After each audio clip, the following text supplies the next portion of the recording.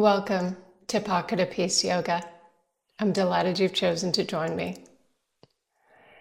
Now, I absolutely love hosting multi-day retreats. However, I have recently begun to host day retreats. And the reason for this is that it's just a better schedule option for many people. They can fit in a 6-hour retreat much better than days away. So your first step for this is to think about who are the people who have expressed interest in your retreats, but are just unable to extend that amount of time for a full weekend. Reach out to them, get your list ready, and then as you're planning and thinking what people might enjoy, look into local retreat centers that are often available for day rental. I'm fortunate that there's a place close to me where I can rent it for 8 hours, which is perfect for a 6-hour retreat. Now, my retreats are all yoga and meditation and journaling. However, these tips are very useful for whatever retreat you want to hold. Think about all the ways you can make this as nice as possible for your guests. You want the most bang for your buck without breaking the bank. And I'm all about using my resources. So with my retreat, it's from 10 in the morning till 4 in the afternoon.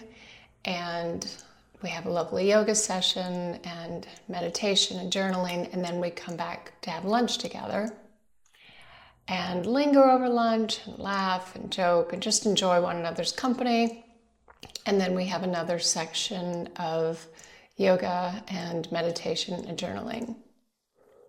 For that lunch, this is how I make it as nice as possible.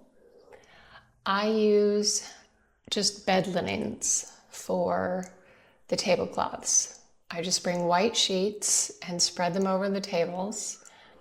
And then I found these beautiful plates at a thrift store. Actually, a friend found them for me and was kind enough to set them aside and let me know.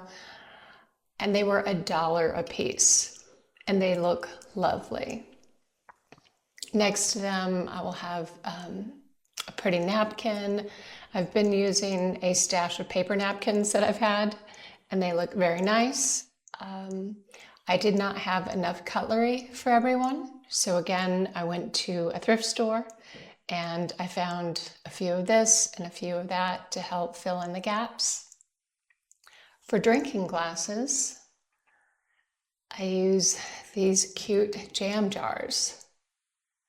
And they have little ridges along the edge, but you can just look through your pantry, you can talk to friends, look at thrift stores, find whatever glassware you would like so you don't have to spend a lot of money for cute drinking glasses. I love fresh flowers, and I think they really make any place look festive and fancy.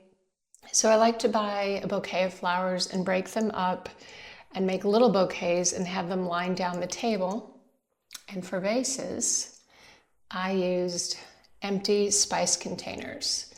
They're thick glass, and it's a small opening, so you could just put a small amount of flowers in there and it looks very nice, spread all along the table. It's very festive. I like to do a salad bar. This way everyone can kind of pick and choose the ingredients that they like. So maybe 2 large bowls at the front with options of grains. I like spinach and maybe arugula. And then think about color. You want things very pretty as they go along to make their salad. I like shredded carrots, cherry tomatoes, some roasted peppers would be lovely, maybe broccoli and cucumbers. I make hummus, I have crackers, I love goat cheese and honey goat cheese, a couple different dressing options down towards the end of the table, and a variety of small chocolates. So it's just nice to have a little treat, a small sweet that they're individually wrapped, and people can choose what they like. For drinks, I make a variety of teas that are herbal. So I will steep them, just a cold steep, in my fridge the night before. And I make them in empty juice jars. And again, they've got a nice grip here. It's a pretty design. So I will set out a few of these on the counter, and then I will place an individual tea bag in front, like the individually wrapped tea bag, so people can see exactly what they're getting. I like a mint medley, lemon ginger, hibiscus, a little variety. So it looks very pretty, the glass is all lined up, and then it's also very clear. People can see exactly what they're choosing.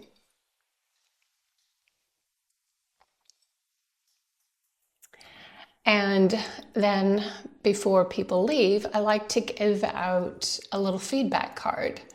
So after we've had this time together where they've experienced a couple sessions of yoga, maybe some time outside to walk in beautiful natural setting and journal, and time together over a meal and to get to know each other, and another session of yoga. As they're reflecting at the end of the day, I like to ask for their feedback. What do they really enjoy? What would make them come back? And also if they have any suggestions for future retreats, any add-ons that they would like. I also like to ask them to write down, what would you like to remember about today?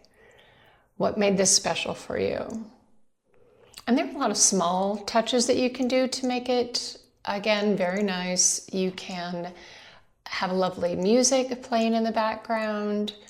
I also like to have my diffuser going with lemon and lavender in the yoga studio. It's just such a soft, soothing scent. So thinking about all the small things that you can do that really make it seem like luxury.